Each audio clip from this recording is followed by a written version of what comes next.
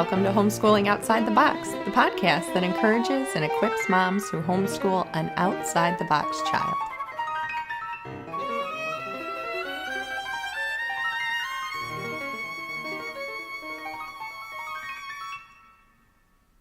Hey there, I'm Cindy Renna, and this is episode 10. Today we are going to talk about the great outdoors and nature study. Growing up, I was fortunate to spend a lot of time outdoors. We lived on a dead-end street that opened up to a large wooded area. A creek ran through the middle and behind the houses. The neighborhood kids and I would climb trees, build forts, jump on the small creek, and walk along its edge. I got scrapes and bruises and head lice twice, but I didn't care. The next day, we'd be right back out there. The woods represented freedom to me. Although I was minutes away from home, I felt like the minute we passed that dead end sign, the whole world opened up, like our own little Narnia. I was about the same age as my boys when I started playing in the woods, exploring on my own, finding solitude and excitement all in one afternoon. I can't imagine my own kids doing the same. Today it somehow feels unsafe. We won't let them ride their bikes around the block alone yet. Even on family walks, I catch my husband and I yelling after them at every block, "Don't forget to stop at the corner." And yet there's something so pure, so alive, so necessary about the type of childhood I had. To explore, connect, be one with God out in the vast unknown. Okay, so that's how it felt for a 10-year-old. I believe it's a crucial part of growing up to have that love for nature. As Robert F. Kennedy Jr. aptly put it, God communicates to us through each other and through organized religion, through wise people and great books, through music and art, but nowhere with such texture and forcefulness and detail and grace and joy as through creation. The great outdoors. In a minute, we're going to talk about nature study. Charlotte Mason felt pretty strongly about being outdoors, to say the least. She had a lot to say about this, not just through nature study, but as an informal, regular activity for children and parents alike. And that's the focus of this portion. The great outdoors can take many different forms depending on where you live. Rivers or canyons, fields or streams, deserts or waterfalls, even your own backyard. These are just a few of the scenes that apply to Miss Mason's thoughts on being out of doors. A mother brags that her children are outside for a walk at least 1 hour a day. Perhaps that's better than nothing. A little girl uses her lunch money to buy aniseed candy drops. We might say that's better than nothing too. But children can't thrive on candy, and they can't thrive on just an hour outside every day. The human animal wasn't meant to survive in an artificial environment of walls any more than plants were designed to live in glass houses. Countries such as France, Germany, Italy have an advantage in that their people practically live out of doors and are happier, simpler, and healthier for it. Charlotte Mason.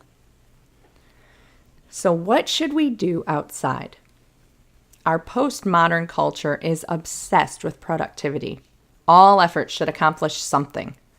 I even confessed my own desires to be productive a few episodes ago on the podcast. It's a real struggle. But Miss Mason warned against getting in the way of what nature itself is already accomplishing. Being out of doors is about tasting freedom and experiencing release. This is not the best time for a lesson, but if you absolutely feel like you must be doing something other than playing, running, relaxing, or breathing fresh air, consider pointing your children towards observation or seeing closely what is around them.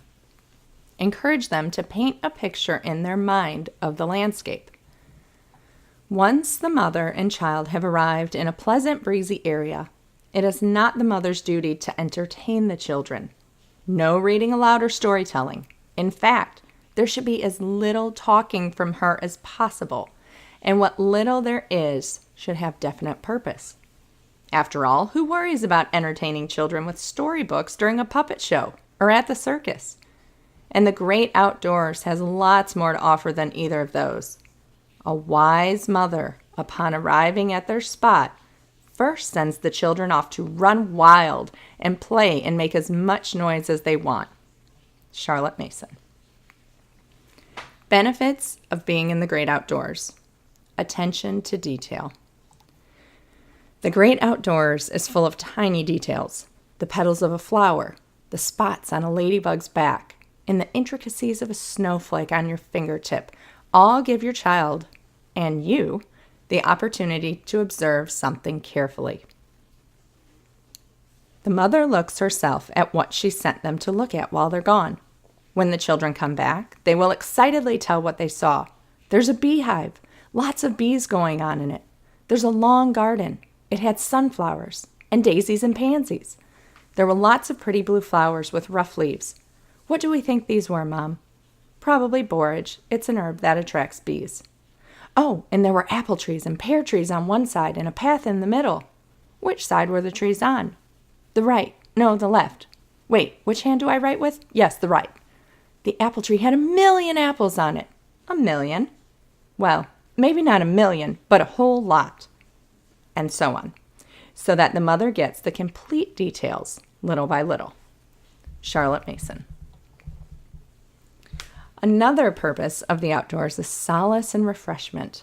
Being outdoors can give us solace and refreshment immediately, but it can also provide us with a storehouse of memories that can bring us to peace when we're trapped indoors. As Charlotte Mason says, the habit of storing mental images cannot be overrated. It can comfort us and refresh us. Even in our busiest times, we can stop and take a mini vacation in our own piece of nature to be refreshed and gladdened by the silence and calm of things that can't speak or feel. Reverence of life is another benefit of being outdoors. Children learn reverence and respect for creation by being out in it. Our culture does not seem to magnify things that are holy and reverent anymore. There's not a lot of places where people stop in awe. The great outdoors can be one of those places. A breathtaking sunset, a tiny baby bird. The more intimately children know something, the more they can appreciate its beauty. Creation is a direct connection to God. The flowers of the field, the rain that falls from the sky, all creatures great and small, were made by the hand of the Creator. Should children study biology, botany, and zoology by dissecting and taking things apart? Not usually. Children younger than 6 or 8 years old shouldn't be pulling flowers apart to study them at a time when they should be learning to revere and protect life rather than destroy it, mosquitoes and other pests excepted. An awe for the precious gift of life that can be destroyed by a cruel child but never be brought back is an important lesson for the children. The child who sees his mother reverently and softly kiss a snowdrop flower is learning something that no book can teach him. When they are older, they will understand that all science is merely a study of God's creation. Charlotte Mason. Now we'll talk about overcoming some obstacles to getting outdoors. Time. Even an hour outside can seem like a large amount of time in the age of technology and air conditioning. Charlotte Mason made it pretty clear that we should be out there more than an hour, but we certainly have to be intentional about getting outdoors instead of in. I want us to be outdoors a lot, but let's face it, we modern people are very much obsessed with being comfortable, something the great outdoors isn't always known for being. There are bugs and changing temperatures to deal with and weather to dress for. But as the saying goes, there's no such thing as bad weather, just the wrong clothes. Being outdoors in the fresh air, whether it's hot or cold, is just plain good for you and well worth your time. Country dwellers already know what wonders fresh air can do for a person. Their children practically live outside when they aren't eating or sleeping.